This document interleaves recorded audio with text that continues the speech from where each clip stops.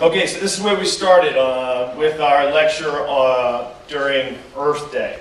The premise was we made a case for what's good for the people is good for the planet, is good for the people.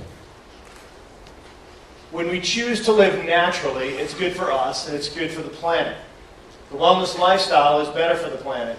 It reduces consumption of fuel, chemical, and our resources, which in turn directly results in a reduction of waste, pollution, and sickness.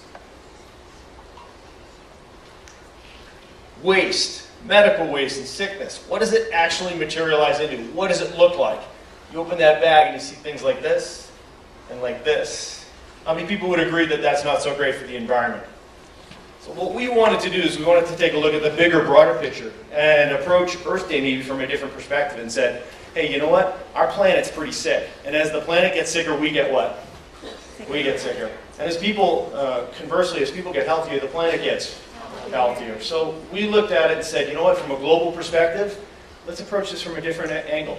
Let's try to talk to the people that are inhabiting this planet and making choices every day that totally impact the environment, which in turn impacts us. So a healthier population indirectly results in a greater reduction in waste, pollution, and environmental imbalance. So I'd say that this is a worthwhile pursuit.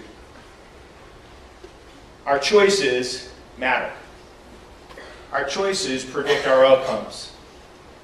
I wanted to give you guys an illustration of how every day you get up and make choices about your behaviors. I think the best illustration in this room is probably grades. If you look at these outcomes over time, if you look up top here, you see the A, the B, the C, the D, and then the F down the bottom. I know there's no S in the room.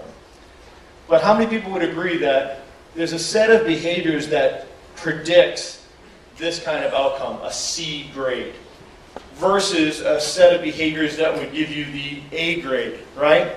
If you were to study people that are getting A's, and you were studying people that are getting C's, or you were studying people that are getting D's and F's, wouldn't you be able to pick out certain behaviors that would be predictable? You know, there's a certain set of choices that you would make on a regular basis, consistently over time, that would best predict your outcomes. Now, there's no guarantees of A's or B's, right?